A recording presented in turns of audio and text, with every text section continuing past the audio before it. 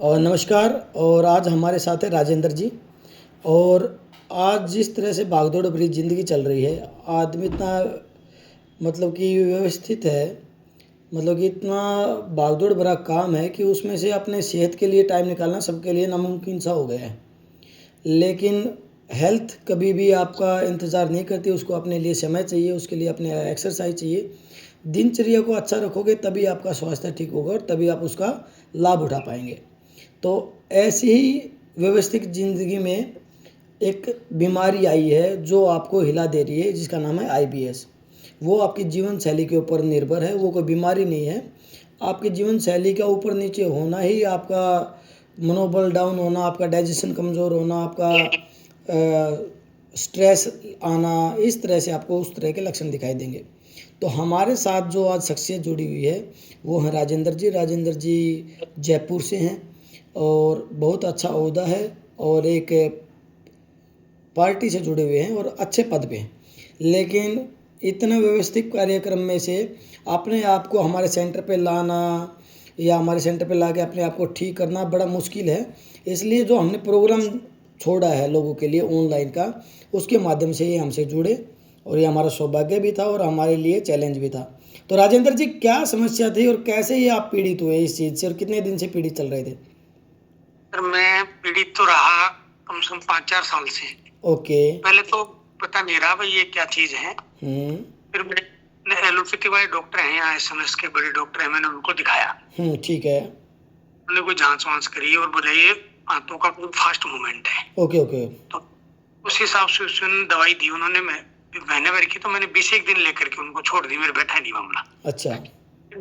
आयुर्वेद के डॉक्टर हैं, कोई सेंटर है यहाँ पे जयपुर में ही, जी तो जी। मैंने उनको दिखाया। तो मैंने करीब साल भर से मैंने दवाई ली वहाँ पे उनकी। ठीक है ठीक है।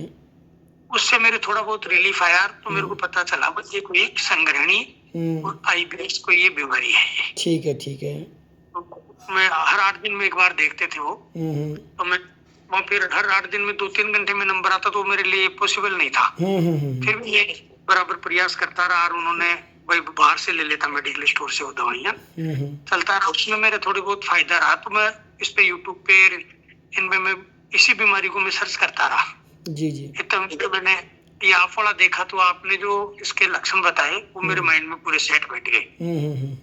ये चीज फिर मैंने आपके नंबर लिए उससे, फिर मैंने आपसे कांटेक्ट किया। ठीक है। इसमें लक्षण क्या क्या आते थे आपको, क्या क्या लक्षण आ रहे थे आप इसमें?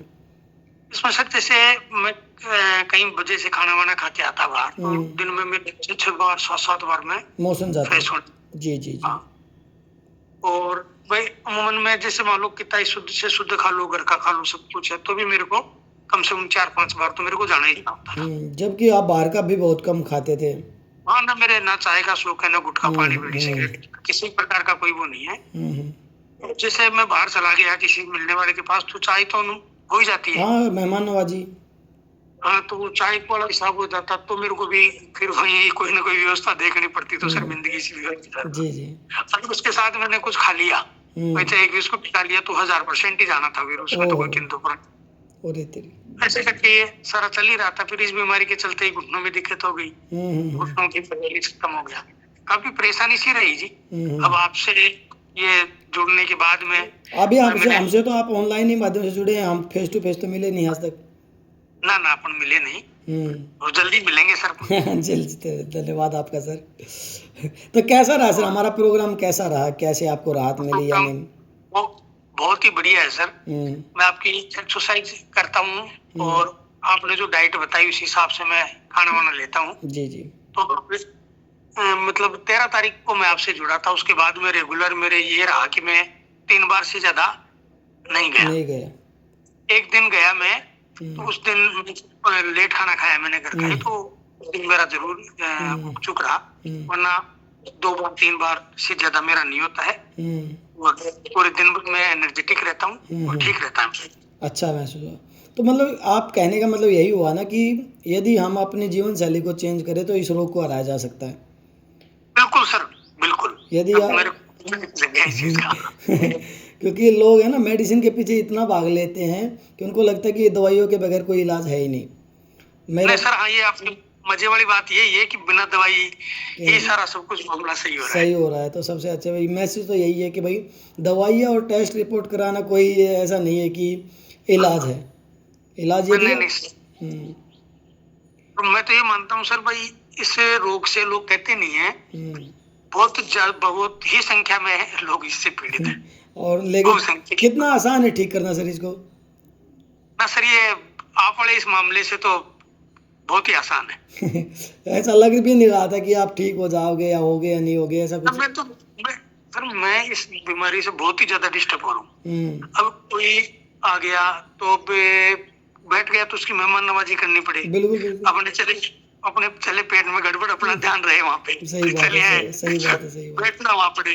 सही बात। हमेशा पूरे दिन माइंड, जैसे मान लो कोई परिस्थितियां नहीं बैठी तो माइंड बस वहीं पेट का रहता है। जी, ये तो है। अपना कोई काम कर नहीं पाता। और आपका ये बहुत ही अच्छा अभियान है और इसको काफी लोगों तक पहुंचाने की आवश्यकता है। चलो सर, थैंक यू सर।